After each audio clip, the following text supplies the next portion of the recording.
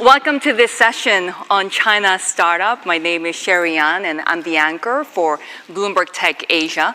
And I'm really privileged to be on this stage with founders and experts from everything from deep tech to manufacturing to autonomous vehicles.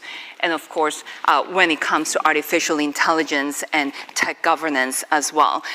Let me introduce our panelists. With me are Jiahao Jun, founder and CEO of Deep Principle, Zhouyu Xiang, co-founder and CEO of Black Lake Technologies, Maxwell Zhao, CEO of Deeproot, Angela Zhang, who you are professor of law at USC. And I have to mention that they're part of the World Economic Forum innovators communities, which I'm told is the most fun of the bunch. So hopefully we'll have a very lively discussion today when it comes to China's innovation landscape, and not only where China is at right now, but where it's headed. And I want to remind our audience that we will get a Q&A session. So any questions that you might have, please keep them in mind. We'll allow you to have all these questions for our experts today here. But let me get started with the state of play, where we're at here in China. Yuxiang, why don't you start us off? Because I want to hear about when you were building Black Lake Technologies and you were building this company that was supposed to really revolutionize manufacturing in China, for example. What were some of the trends that you saw in China's startup ecosystem? Yeah, so let me give a bit background about Black Lake so people understand the context. So we are a software provider for factories, and now we also have agents. And we covered 32,000 factories in Asia so far for their digitization, shop floor collaboration process. When I founded this company, I moved to China in 2015 when like a lot of foreign returned Chinese want to be one of the successful startups. Our first project was to build Palantir in China. But the problem was, I think the data back then in the industry was not ready. The system in the lab was quite accurate, but when we actually wrote it out on the shop floor, the mom and shops are still using pencil and paper sheets to document their everyday production. So that just didn't work out.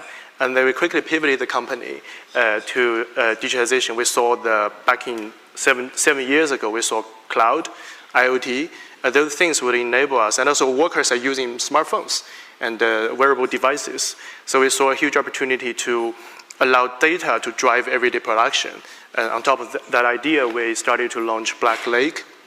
And as of today, 2/3 of the revenue for this company contributed by SMB companies. By SMB, I'm talking about mom and pop shops, anywhere between 20 to 100 workers. They contribute a significant part of Chinese industrial GDP, but for the longest time being neglected. And those people I find most vibrant, and we somehow became their first ever software on their shop floor. So, so this kind of experience gave me maybe biased conclusion that I think China is always from village to the city, from outskirt to the core. So we are very proud that these days we served those mom and pop shops, and as they mature, we also move into help digitize the mega factories as well. Was there openness to this sort of innovation in China's environment right now? Yeah, I think it is quite open, especially in China. I think the factories there, by cloud computing wise, I think factory adoption of cloud-based software in China was way more than our counterparts in the States and Europe. I think people sort of have this FOMO mindset. They miss the e-commerce 10, 15 years ago, and now they don't want to miss the other opportunity to digitize themselves, leveraging on the frontier technology. How, Jun, when it comes to, of course, your company, Deep Principle, and you operate with tech platforms for chemical reactions, are you seeing that sort of openness to change in China's innovation ecosystem, and when it comes to, of course, applying some of that deep research that you have into everyday life? Yeah, So let me introduce a little bit about my company. So my name is Hao Junjia. I'm the founder and CEO of Deep Principle. And actually, we are a brand new startup. We just launched last year, like 2024 in June. Yeah, actually, we are MIT spin-off company. So we are doing is using AI, a generative AI model to discover novel catalyst and the chemical reaction. So the reason why we back to China to start this Deep Principle is because China right now, the manufacturing capacity is pretty strong. All the scientific discovery we have done, they need to have a downstream application. There's no doubt that China has best industry capacity for now. That's the reason why we don't hesitate a little bit and back to China. Maxwell, autonomous vehicles. Yeah. So, yeah, first I briefly introduce our companies. So we founded in 2019, but actually we started our startup in Silicon Valley in 2017. We're working on autonomous driving for nearly a decade. So initially, we're working on the Waymo approach using HD map, and very quickly we realized rely on HD map you cannot scaling up, especially after the ChatGPTs.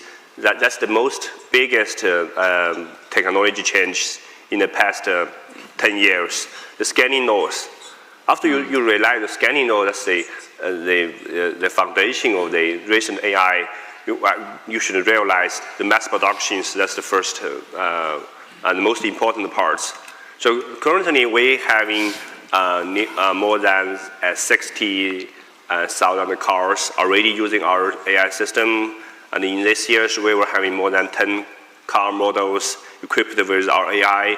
Should be more than 200,000 car total, and with a lot of mass production cars, we saw the pre-training parts. You saw the scannings of your models, and it's become much better and better. So yeah, this is what happened. But the field that you operate in is so competitive, not only within China but also globally. I would say the most competition is in China. Yeah. Globally, that is fine. Is that sort of the facet of Chinese startup ecosystem that you're seeing right now, where the competition is really brutal? Yeah, it's especially brutal in these areas. You know, there are giants, all giants today, and we can survive in those giants. That's because our vision, tech vision, is the front compared with the competitor in China. For example, we are the first one in China to launch mapless solutions. The first one trying to working on end-to-end, and the first one using the VLA, large multi-modality large language model on cars, and using those technology advanced to and this is a big, this is the biggest industry. And for autonomous driving and for physical AI also. Angela, when you look at all of these founders really operating at the top level of their sectors, as a tech regulation expert and looking at the startup ecosystem, what are you seeing in terms of dynamics? Well, first of all, I don't have a company. My research is to... Me neither, so we're good. My research is to study these companies. And I mostly study big tech. And these are the little giants, so you are not my future subject.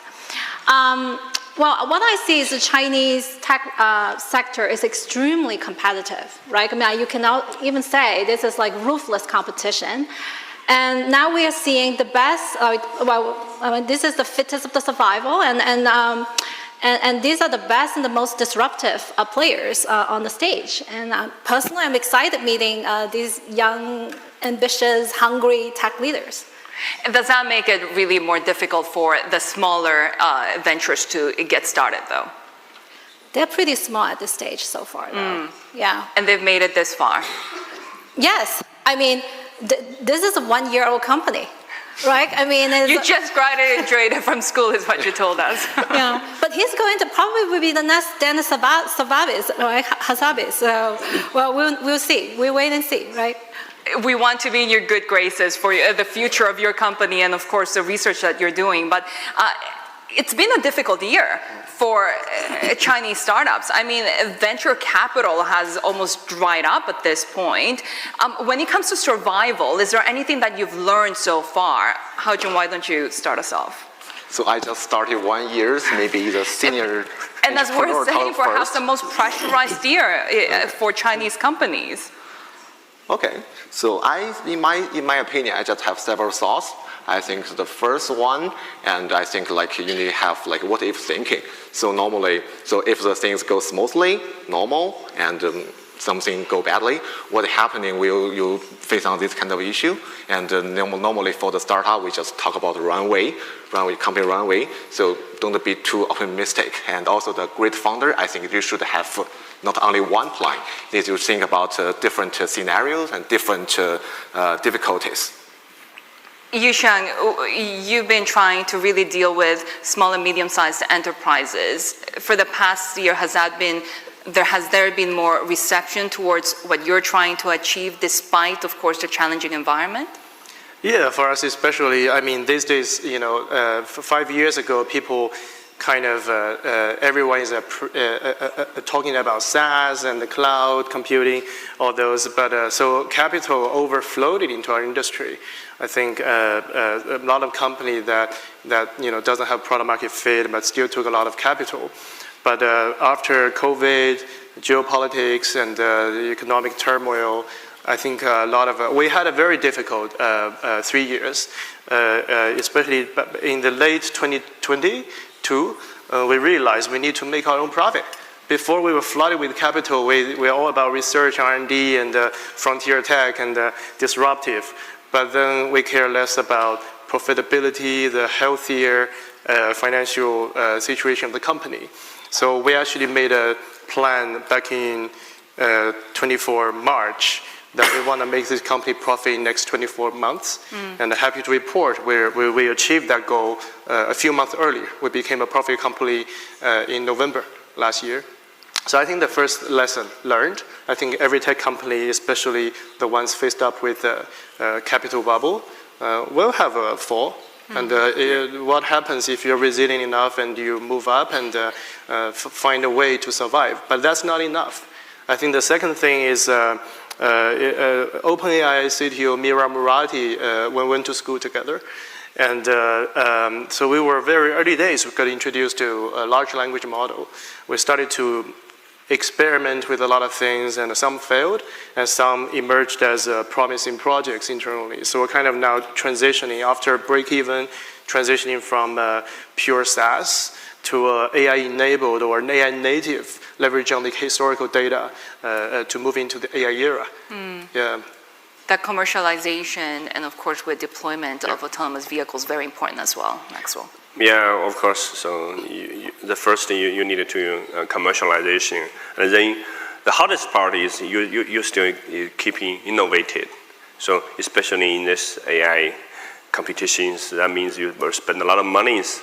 So finding the balance between the commercializing and the innovation. Yeah. Also, the capital is important. Otherwise, Tell us a little bit about that too, because it's really getting and enticing people into your business, right? Yeah, so I was saying we started earlier before COVID, and so we totally raised more than $500 million. So if without this money, you cannot have doing those advanced AI like GPUs. You need tens of thousands of GPU cards to train your models. And a lot of data, so you need to hire the people, the talented people. You want to hire the PhD, people with the PhD in AI. That's a lot of money. Yeah, and the capital is important. Commercialization is important. Yeah. Focusing on your own technology as well and being at the front of that. Yeah. Keeping so that is why we try using best technologies on the autonomous driving, like VOA. Recently, VOA become a well-known word in autonomous driving in robots. But we started in last years on VOA. That's the robots and that's the cars that are able to reasoning And they see this new technology challenges, but we saw it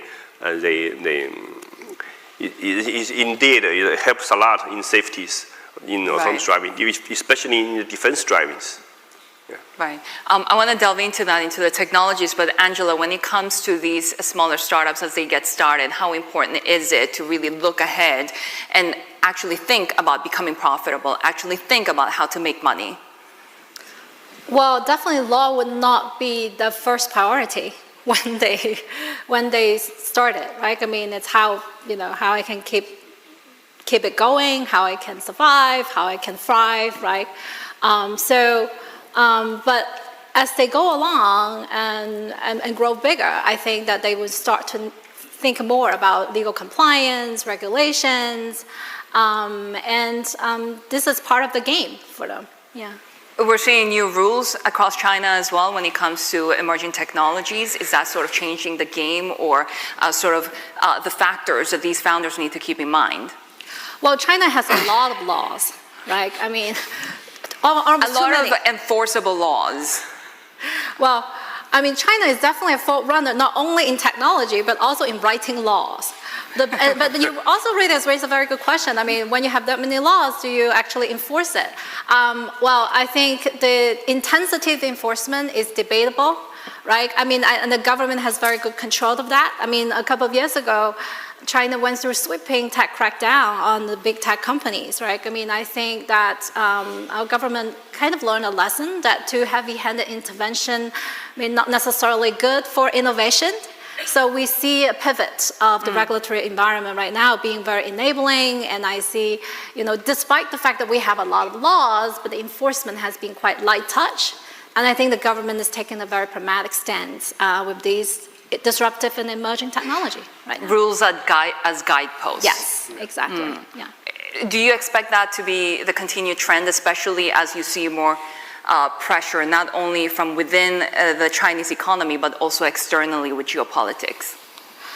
Well, geopolitics will only make Chinese government more tolerant and cautious about regulating its own technology, right? I mean, if you look across, look at what America is doing. America is not interested in regulating its own technology. It's only interested in regulating China. All the tech regulation in the US is directed towards Chinese companies, right? I mean, so it definitely will have impact on how Chinese government think about how to regulate its own technology, yeah.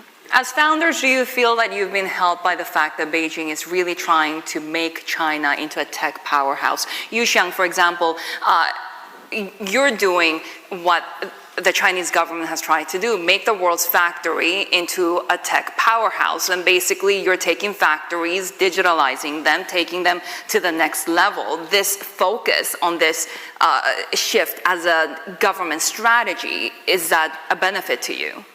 Well, first of all, I have to comment that the Palantir startup we incubated in Beijing. Beijing is great but then we moved to Shanghai. I think Shanghai is more about how do you integrate tech into industry use. I think Beijing is about hard tech foundation technology.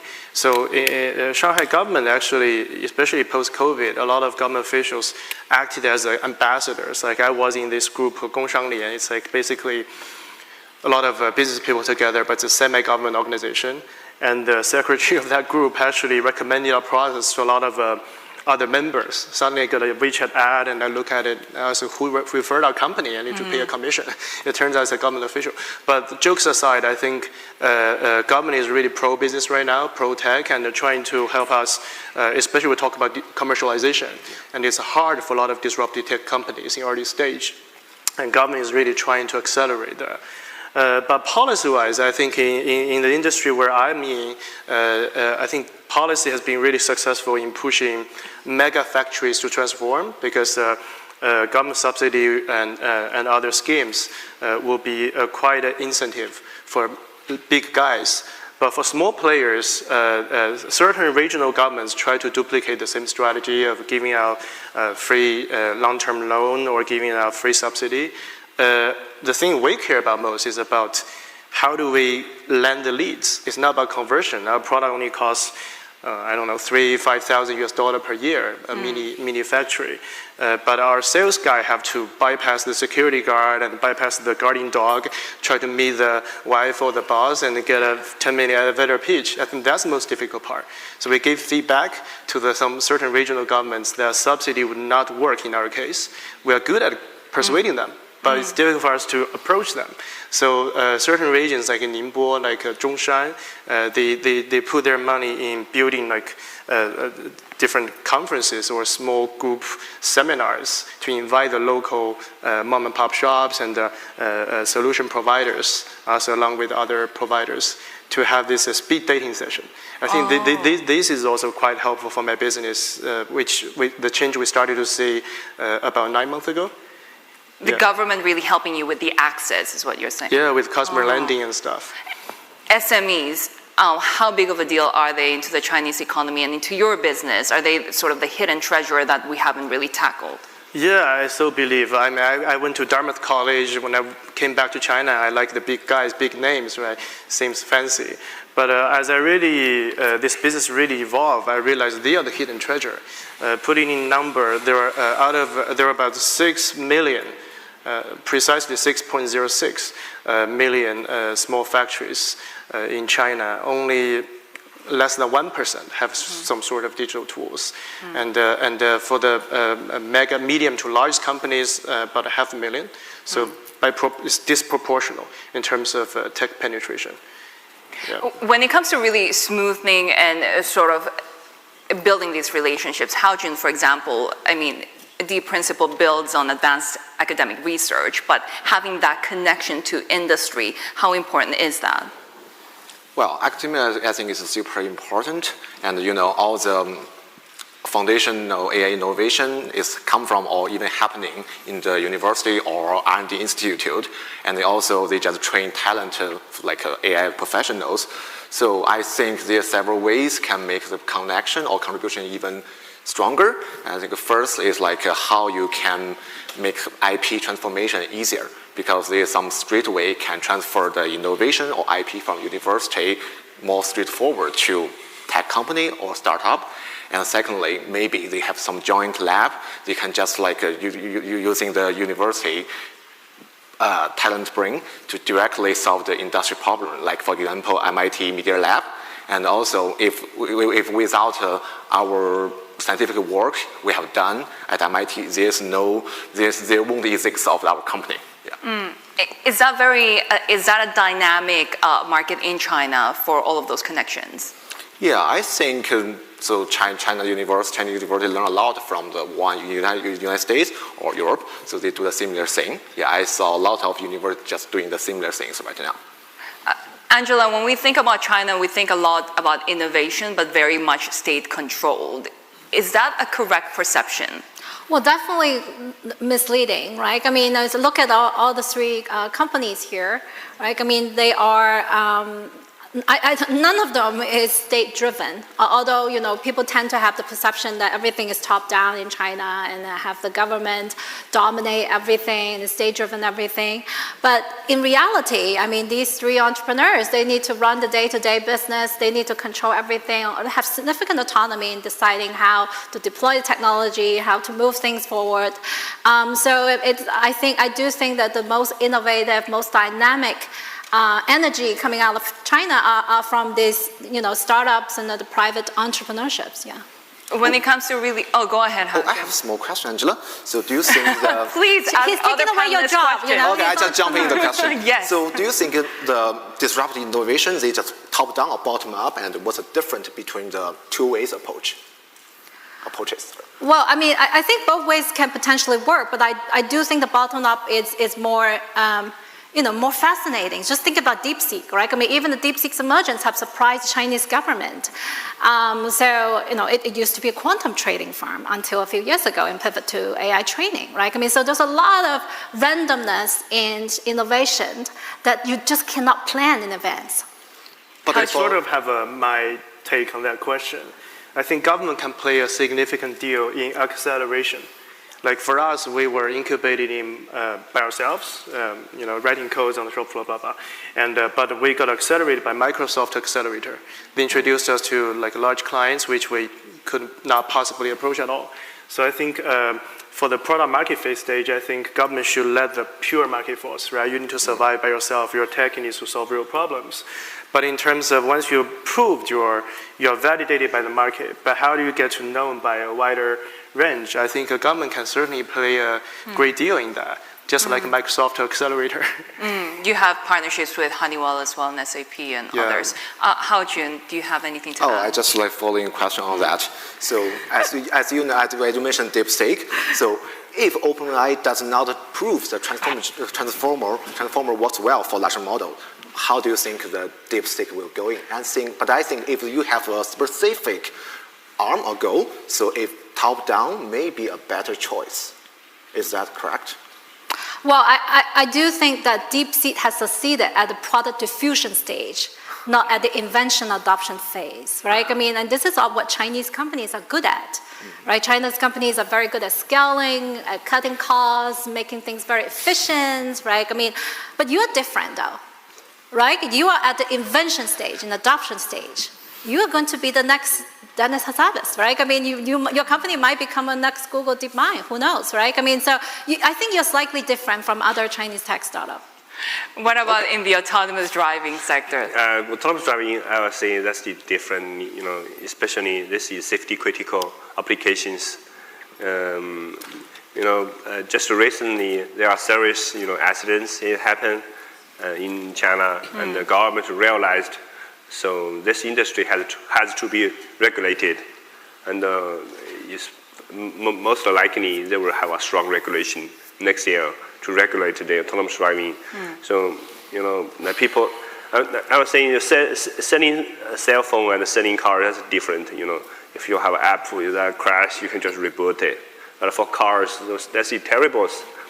So I was saying this is good, especially for the safety critical applications. Like the minimum, so for example, you need to pass this minimum requirements, and you cannot advertising your functions, right? But like for the digital AI, that's fine, right? You just asking any questions and versus wrong, that's fine. Well, some critics would argue with that, especially with the privacy risks and all of that. But Maxwell, when it comes to autonomous driving, it's very interesting because you talk about the importance of regulation and safety, but at the same time not stifling innovation in a place like China that has actually led the sector globally. Yeah. So what were the key enablers that actually achieved the right balance there? I was saying, so first, why China is leading this part. I was saying, everybody knows China is leading this manufacturing. He's actually manufacturing nearly over 50%.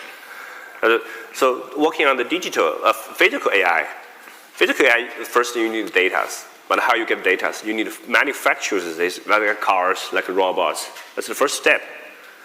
So that's the needing, since China is manufacturing a lot of EVs. I would say needing EVs, that's the prerequisite of autonomous driving, right? Currently, all these cars is capable of driving by itself. Most of them are EV cars. That's because they have better drive-by-wire system, right? This battery power is more efficient to control by computers, and I was saying the China has their special strength is on physical AI, and of course they has to be regulated. Right. It has to be regulated. Yeah, that is my opinion.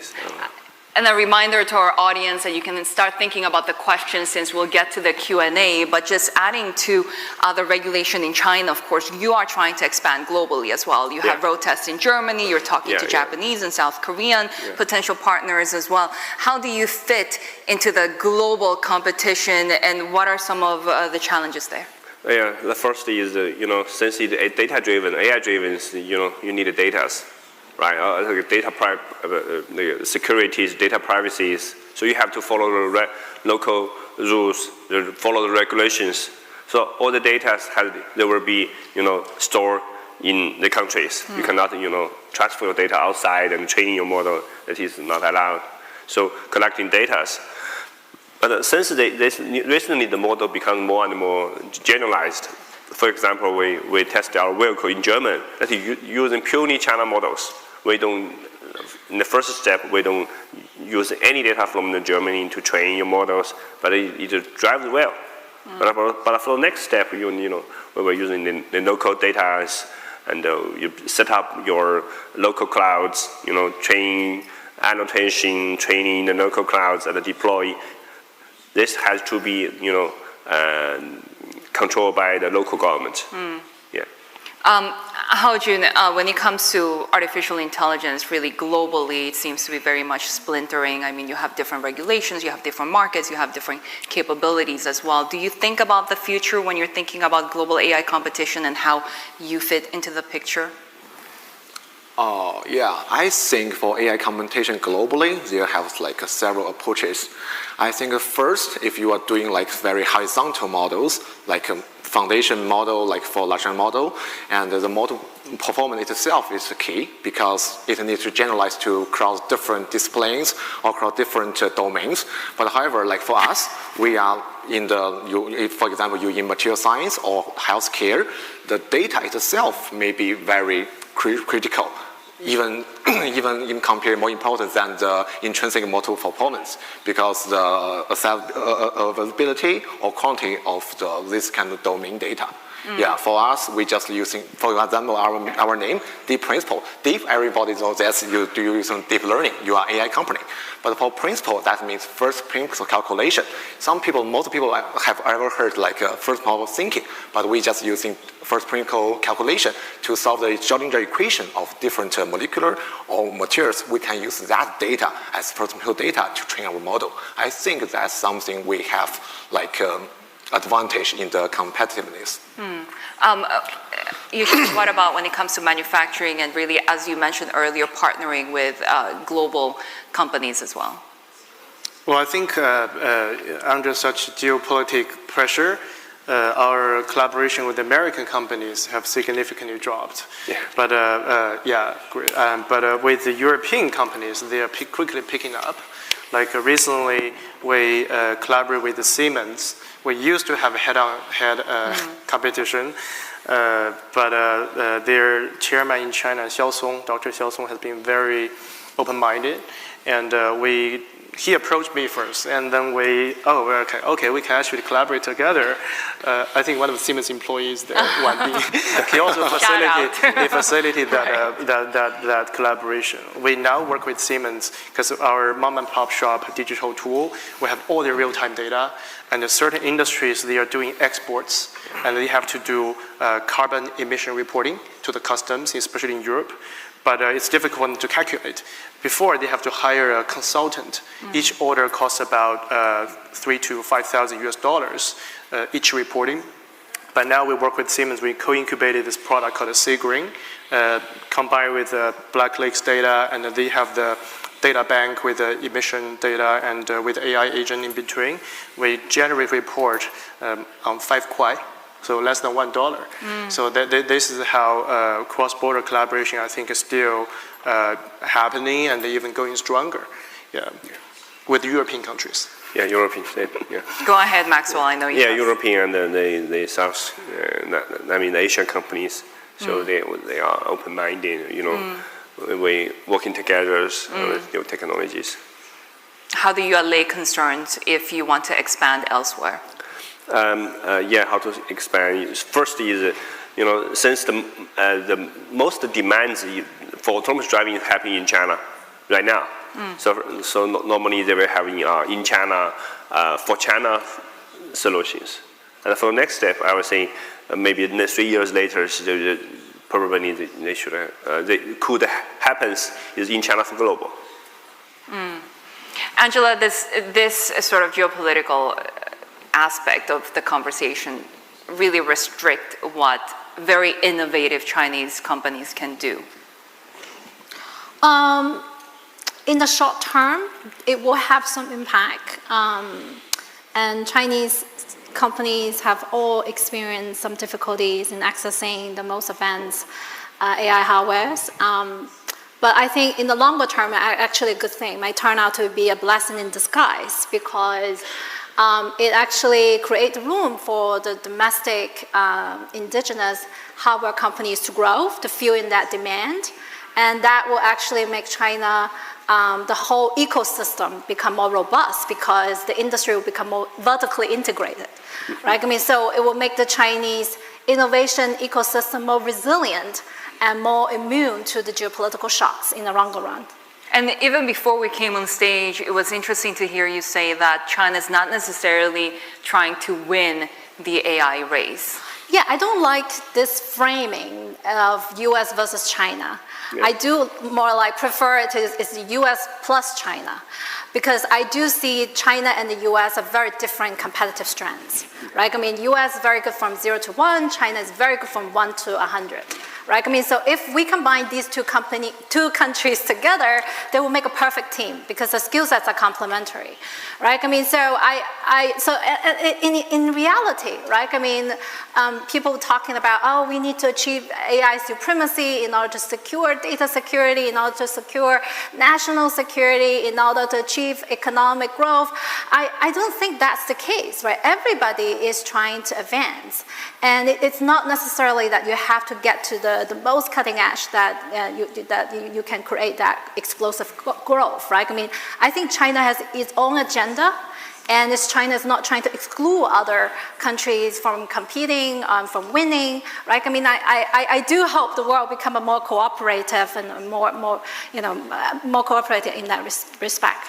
Maxwell, I see you nodding enthusiastically. Do you agree with what Angela said? Yeah, I would say US plus China. That's very good. Hao Jun? Yeah, I have one small question to discuss here. How do you think the collaboration mechanism will be? So because as you mentioned, from 0 to 1 will be done by United States. 1 to 100 scale up will be done here. So, from 0 to 1, this total R&D process, total billions of dollars to training a foundation model. But from 1 to 100, it's just earning money. So how the mechanism will be? Well, I don't think we are at the stage of earning a lot of money in AI. There's very few companies earn a lot of money from AI these days, with the exception probably of NVIDIA. Well, I mean, look at DeepSeek, right? I mean, 0 to 1, I mean, it's created by the US, and DeepSeek has open sourced the model, right? I mean, has democratized AI access for everybody, right? I mean, so that's why it benefits mankind. It's a kind of like a public good. And that's a perfect team in that sense, right? Okay, great. Hao Jun started us off with a question. So do we have any questions from our audience today? Oh, I see a few hands raised over there. So let's just open it up, given that Hao Jun, you are so enthusiastically opening up the panel anyway. So please go ahead.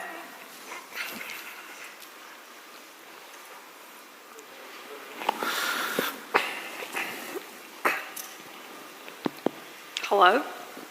Hi, it was a pleasure to hear all of you. I work on tech policy and I write for Fox News on these issues.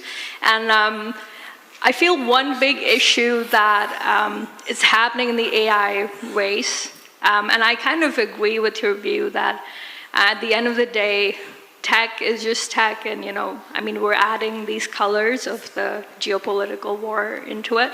But in AI, a big issue is talent.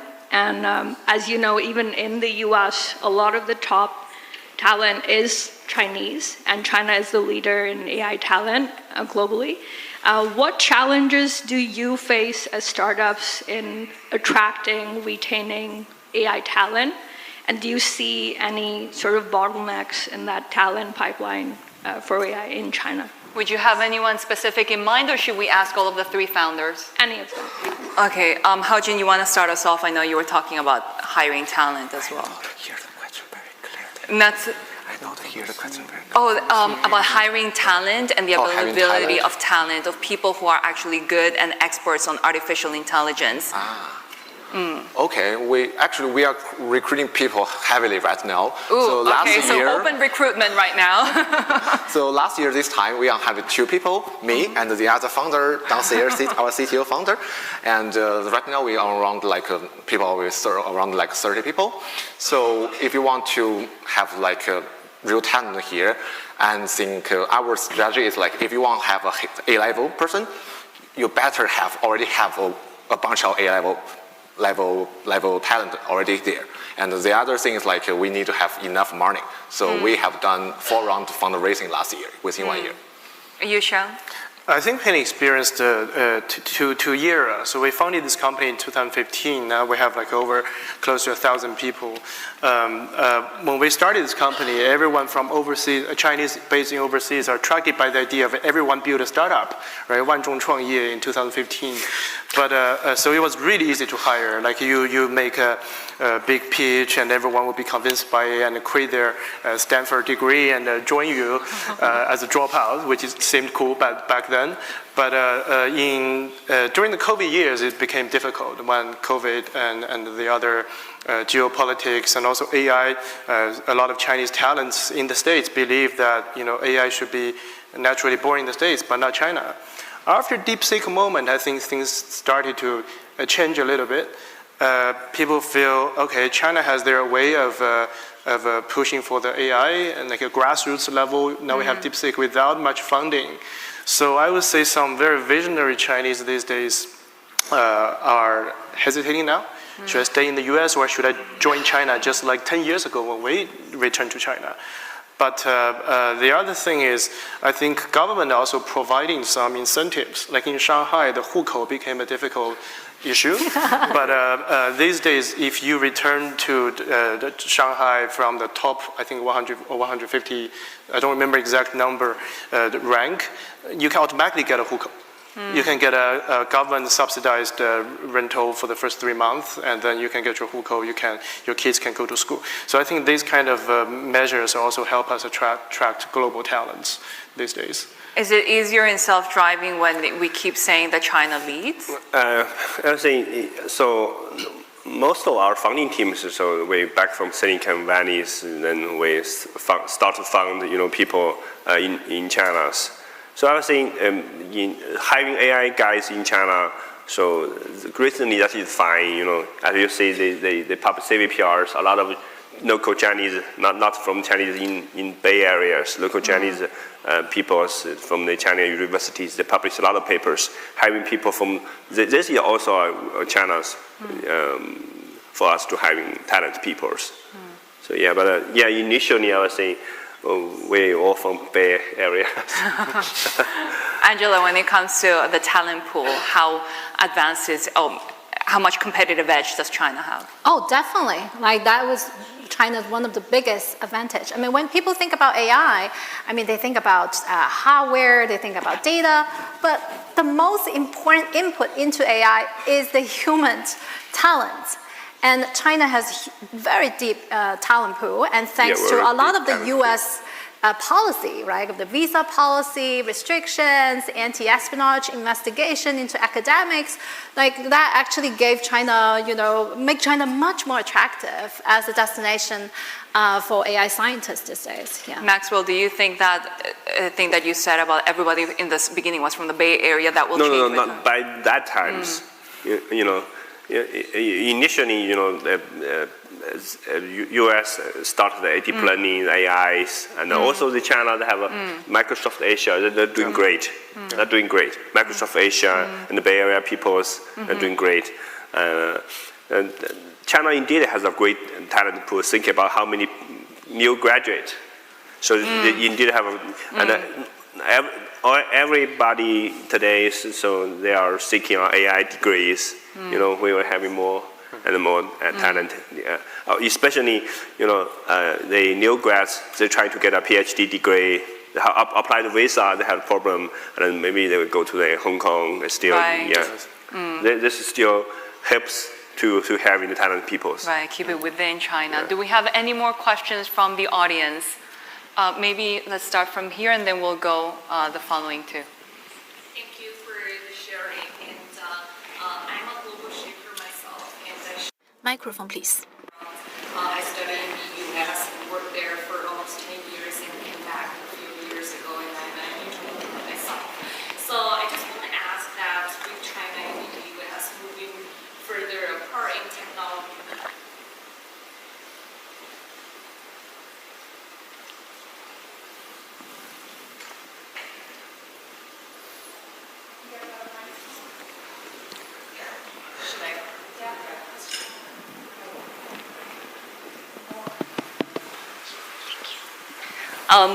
so how do you keep your company connected to the global knowledge and the networks, but while staying very competitive in the local China's market? And also, do you see the value in working with the US partnerships or investors these days?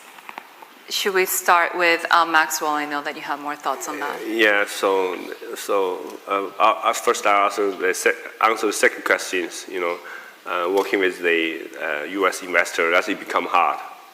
So almost impossible recently. Yeah, so that is so sad. Yeah, that is so sad. When it comes to the connection. Connection is, I would say the technology has no borders. So, they have a conference, everybody can go, right? I don't know, all this year's the DeepSeek, they have a booster, but they write that all the guys from DeepSeek has rejected by Visa. Oh, okay. Yeah, recent CVPRs. Okay. Yeah, they have posters, but nobody is there. Yeah, I say the conference that is fine. Okay. So the conference, they have ECCV, CVPRs.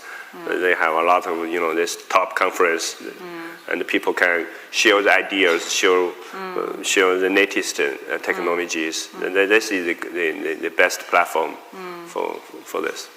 Yeah. Yuxiang, when it comes to business investments, but also connection to the global community and knowledge. Yeah, I agree on that point. I think investor from the US base, even endowment or pension, is hard. Yeah. But on the globalization side, we still believe in globalization. That's why I'm in this conference. But we more are following the Southeast Asian countries and Middle East and Eastern Europe. Because initially I did not believe, I think China is a big enough pool for us in terms of factory base. So we didn't pay much attention or do some storytelling about expanding to overseas. But starting 2 years ago, I realized a lot of my clients are thinking about launching sites in Vietnam and Indonesia, Malaysia, Hungary, Austria, Saudi Arabia. So they asked us to follow them. And we followed. They pay for our airfare and accommodation. We send our employees to digitize their factory there. And we accumulated some local knowledge. So right now we are thinking about launching some regional headquarters or satellite offices in those regions mentioned before. Which regions? So Vietnam as one, and Saudi Arabia, we're in close talk, and then also Eastern Europe. Oh, wow. Yeah. Haojun? So as for the investment, I think it will be very hard due to the CFIUS and the reverse CFIUS. So it's almost impossible to get money from the United States right now. So for other things, I think should be fine, because we still attend lots of academic conference, and we all, all the models, all the code is open in GitHub. It's open source. It's fine. And also for market, I think it's fine. We can have some regional headquarters, but the investment is is set. Angela? I actually think that the U.S. exclusion of the Chinese market might make the Chinese firms more closely integrated with the rest of the world. Right, because now you're more hungry. You have a stronger desire to integrate with other countries. You need to hang out with, you need to make new friends, right? So actually I think that it may make Chinese firms more globalized in longer term. Yeah, Maxwell kept saying it's so sad, but at the same time, you're working with European countries, right? And other Asian countries. We had a couple of hands raised here earlier. Should we go to you? Right. Hey, thank you guys for a very interesting conversation. I'm also an AI startup founder out of Israel. And I was curious, you clearly are exceptional. But speaking of the whole Chinese ecosystem, are the startups here more focused on the internal market or on the going outside of China as well? And one more question about geopolitics, and how it affects your mood. And do you guys agree with what Angela said, that it might be a blessing for creating a more vertically integrated China? Or maybe you feel that if your product is like exceptionally good, no one's going to care where it comes from, and that's also an interesting challenge to solve. Like, how do you address it, like on a personal level? Well, Maxwell just told us that he's very sad. So, would you want to start us off? Yeah. Again? Yes. About how sad you are, and if you expect more vertical integration and the prioritization of perhaps domestic business as opposed to external. Yeah, I was saying that for autonomous driving, our first priority is domestic. That's because of customer demands. Currently, the Chinese market and the demands in China. So currently, it is hard to sell a car without autonomous driving for the price more than $20,000. So, and for the global market, there's customer, they might takes time. They are willing to pay for this. So, but undoubtedly, so the market itself is the same. We're just trying to use the technology to earn the money. Yeah, and they are already doing very great South Asia. Yeah, tell us about that. Well, I think we are more on the opportunistic basis. I think we are ready whenever the rest of the world is ready. So whenever there's opportunity in Vietnam and Saudi Arabia, we will be able to launch our products there. Even to Israel, there's one Israel company doing cosmetics approached us recently. Yeah. What's the time frame? You mean Israel? Yeah, Israel, and also maybe after the war. Yes, let that settle. What about Saudi Arabia and Vietnam?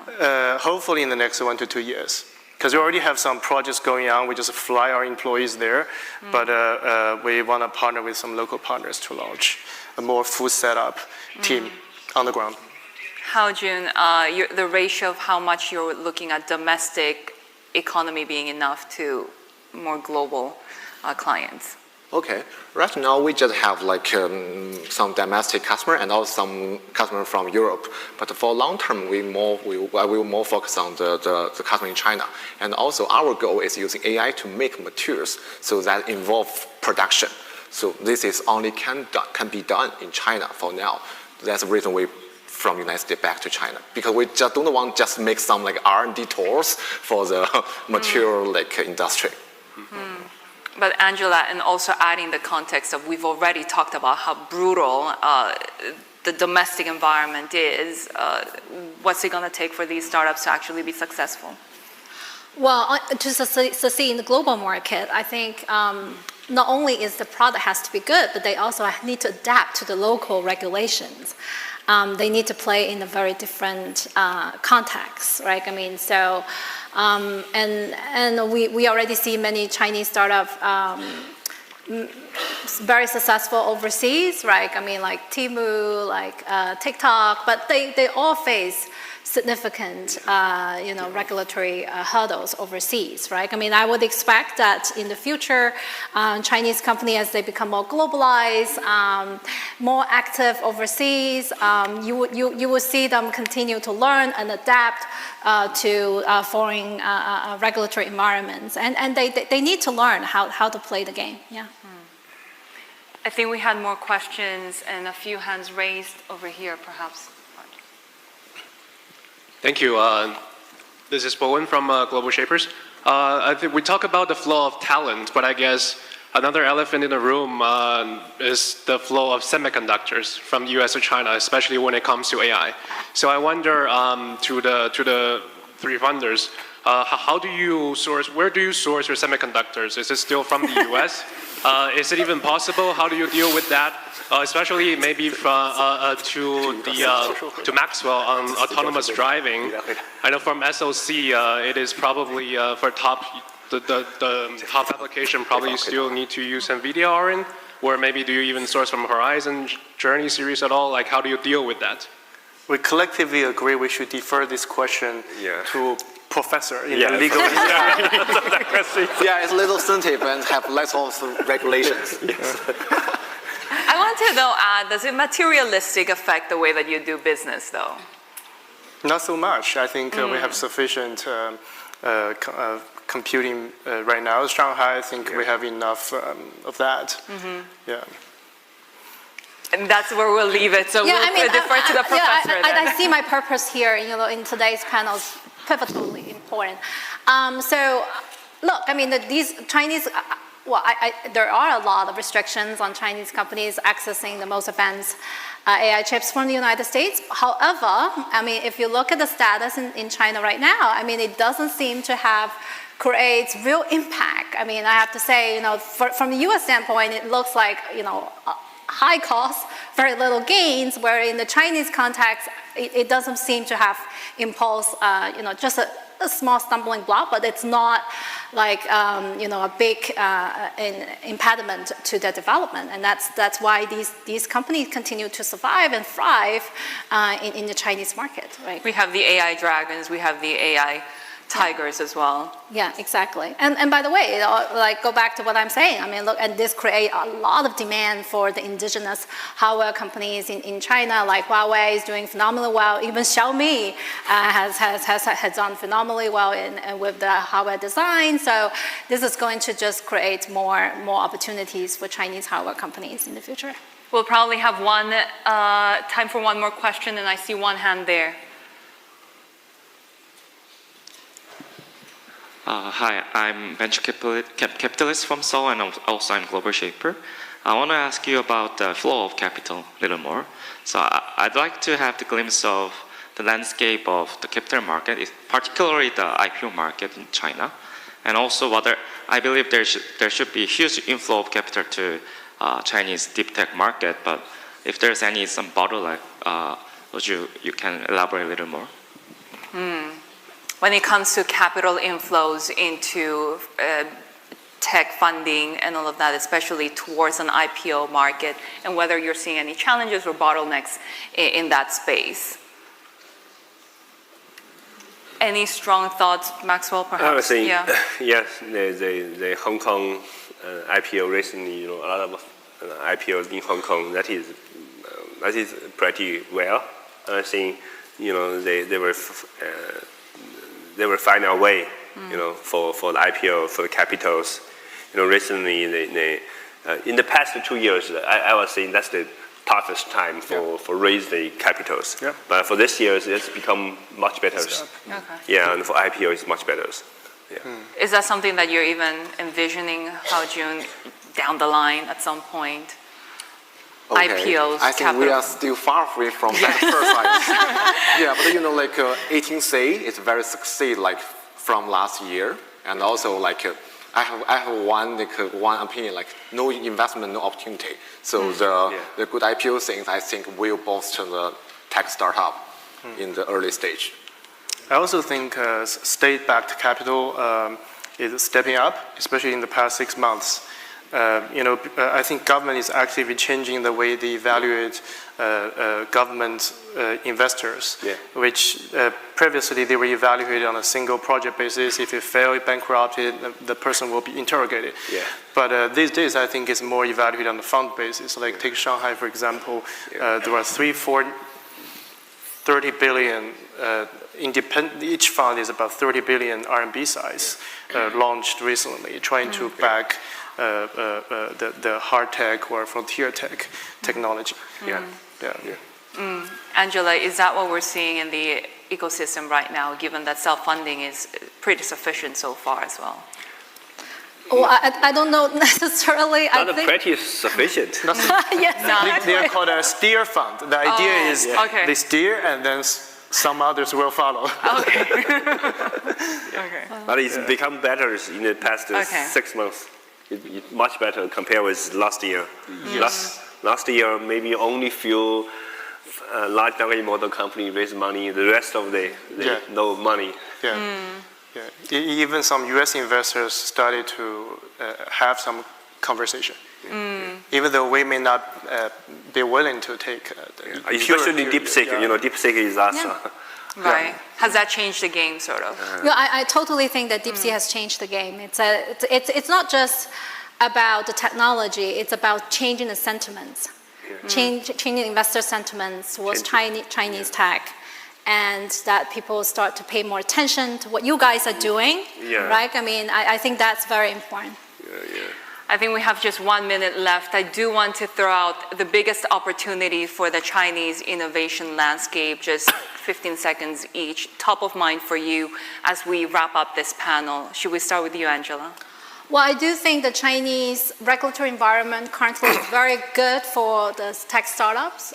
It's very enabling, very nurturing, and very pro-growth. And I think that that will continue to be the case in the next few years. Yeah. Hao-Jun? I'm very optimistic, so I think there's lots of opportunities. So be brave and enjoy the whole game.